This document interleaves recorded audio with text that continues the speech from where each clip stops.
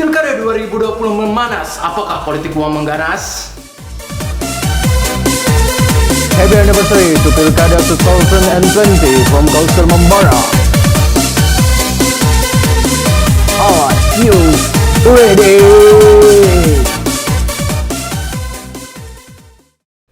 Kontestasi pemilihan kepala daerah di Kalimantan Selatan, baik tingkat kota, kabupaten, dan provinsi, makin kompetitif dan kompleks. Hal ini dianggap membuat praktek politik uang menjadi kian rawon. Rawan. Penelitian doktoral yang dilakukan Burhanuddin Muhtadi menyebutkan bahwa Indonesia masuk ke dalam 3 negara di dunia yang paling banyak melakukan politik uang. Di Pilkada serentak 2017 misalnya, Bawaslu menemukan setidaknya ada 600 kasus dugaan politik uang di 101 daerah penyelenggara pilkada.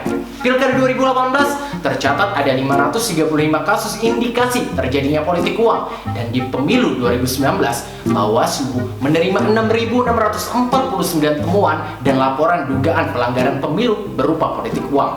Mau dengar cerita di Kalsel? Boleh.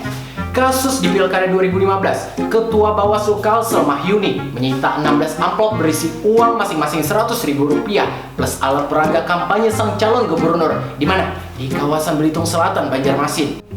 Ya, itu masih sebiji tahimanan lah yang kedapetan.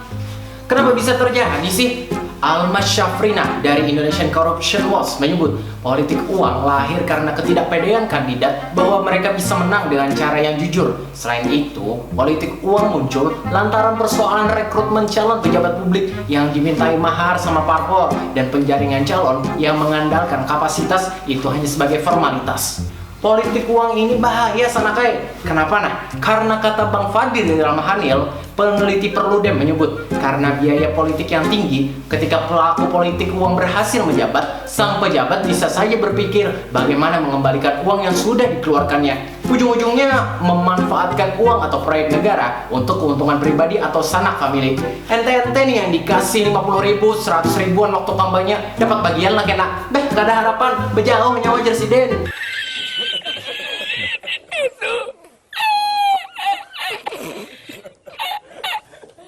Sebenarnya nih coy, bahwa pelaksana kampanye dan tim kampanye dilarang memberikan uang atau materi lainnya kepada pemilih pada masa kampanye, masa tenang, ataupun di hari pemungutan suara. Nah, kita bahas solusi nih. Kendati begitu, kesadaran masyarakat tentang bahaya politik ini sudah mulai tampak sih. Misalnya nih, di pemilu 2019, 36 desa di Indonesia mendeklarasikan gerakan anti politik uang. Gerakan-gerakan kayak gini nih diinisiasi langsung oleh warga atau kepala desa. Jadi nggak bakalan ada makelar politik lah, dari pembakal, ketua RT, ketua RW, ketua kampung, dan sebagainya. Oh my god! Wow! Kita sih berharap dan menunggu Kaget misalnya atau Kampung Gedang, Kamelda atau Kampung Melayu Darat, Asoka atau Asosiasi Orang Pelayan Analog atau Anak Lokasi, Perjaka atau Persatuan Remaja Jalan Pramuka, Amalan atau Anak Muda Palpalan, dan anak-anak muda lainnya bakal punya gerakan serupa. Misalnya anti money politik club, uang politik no, uang mahar yes. Nice. Nah, kalau menurut Pian-Pian nih, kita harus ngapain lagi biar politik uang tidak merajalela di 2020 ini?